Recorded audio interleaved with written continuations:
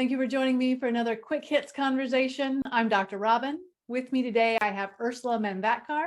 She's a producer in the United Arab Emeritus and does social responsibility work. I have Lisa McDonald. She's the founder of Career Polish, where she is an executive career coach and master mindset coach who helps people get career happy and life healthy. And I have Atif Agha. He's a technology specialist doing data analytics. He's an avid runner and he's based in Chicago. The question I have for you is guilt about disappointing myself or about disappointing someone else? Atif, it's been voted. You get to go first. I think guilt is a very internal feeling. So regardless of whether you really hurt someone else or you've done something wrong that affects you directly, it's an emotion that really helps you navigate through your moral standards. It's an important thing to understand how guilt helps us balance that I'm the best and I'm doing worst, and where am I? How do I navigate through that? I think that's what guilt does. I absolutely agree with that, Tiff, that it is very much an internal thing.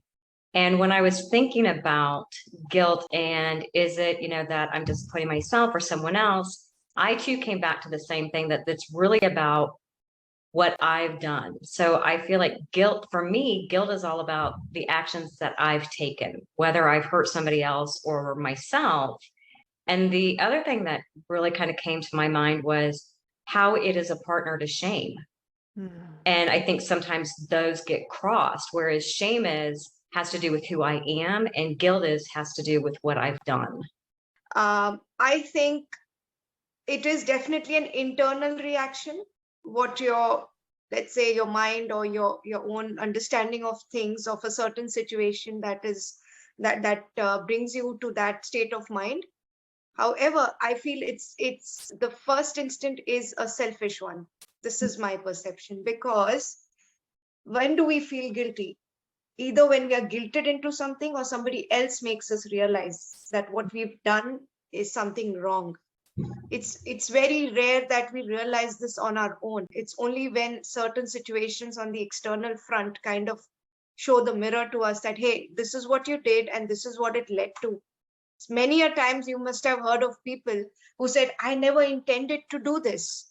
And then they feel guilty, because it has a lot to do with your intention. You will feel guilty if you never intended harm. You'll never feel guilty if that harm was intended. So I think guilt is only triggered when we have an external situation to confront us. Two interesting aspects to it. One is guilt is very different than guilty. Guilty is something that comes someone else telling you you're guilty, whether you're not or not. You're held accountable for something that you may have done wrong. So that's an interesting separation of a very similar thing, if you're guilt or not. And another aspect that I was thinking about is guilt has really been used for a long time from the moral, leaders and other people in the society, religious or not, to drive emotions in the people and navigate them through a certain path. So that's, I think, an interesting thing to understand. Is this me who's realizing something wrong? When was my moral standards set up? How were they set up? And at times you might need to go through that again and understand what they really are. I know when I was younger, it was very easy for someone who I considered an authority to either guilt me or shame me into doing things. And the more I got confident in who I was and what I believed is right, the easier it became for me to say, you can pack those bags, but I am not going on that guilt trip with you. Yeah.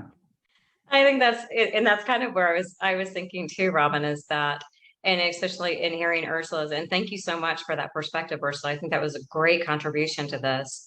And I see guilt as being used as a weapon. When you're talking about other people, I think more often than not, it is used as a weapon, and intentionally sometimes or not.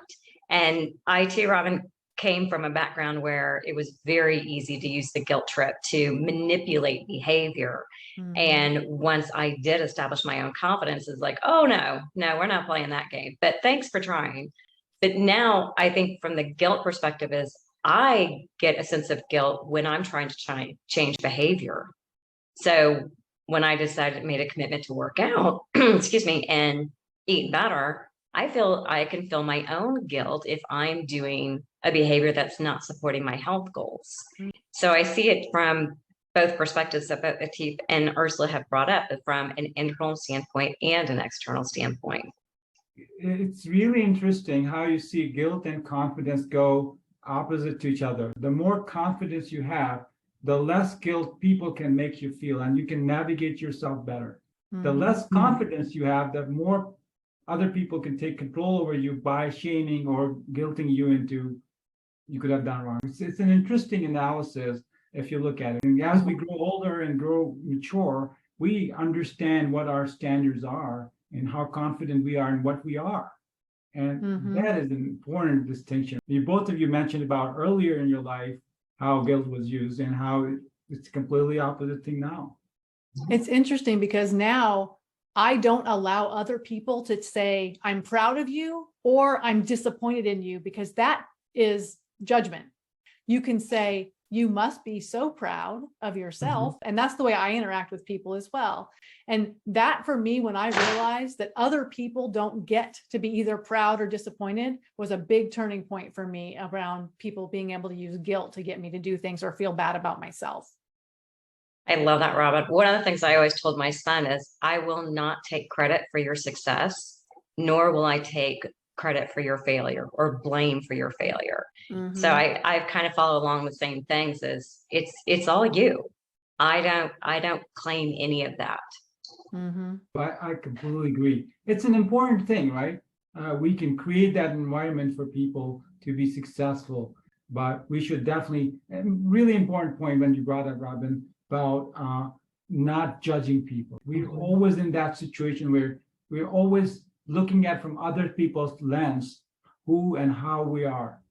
And that is a game changer. When you know how to pat yourself in the back, hey, there's no stopping you. Ursula, do you think that as Americans here in the US, do you think we have a different perspective on guilt than you might? Perspective, not really, because guilt is a feeling.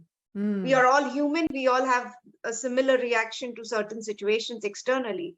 However, the feeling of guilt towards a certain situation, probably we Easterners have more reaction or more guilt, or we are guilted into feeling shame or any of that sort based on our cultural restrictions that we have in the East. We are not, probably our society is a lot more judgmental of how we dress, what we do, who we associate with, how much we earn, and all these other standards that the society uses to, benchmark you in the social ladder. So when there is so much of pressure from the society, obviously individuals in the Eastern culture feel a lot more guilty when they don't achieve certain things. They even descend down into a whole different level of self-loathing and depression. I've spoken to every other person who's in their 30s right now, and everybody's having an existential crisis simply because they're feeling guilty. They have not achieved what they should have achieved. So having said that, I think Westerners would probably have their own set of reasons to feel guilt, maybe which we don't probably know or experience where we are at.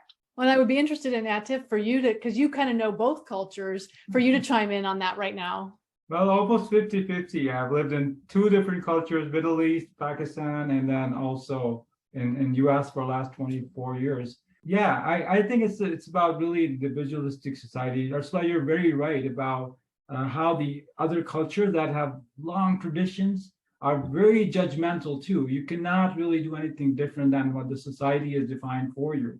And if you try to go away in a different direction, there's like no tolerance for it.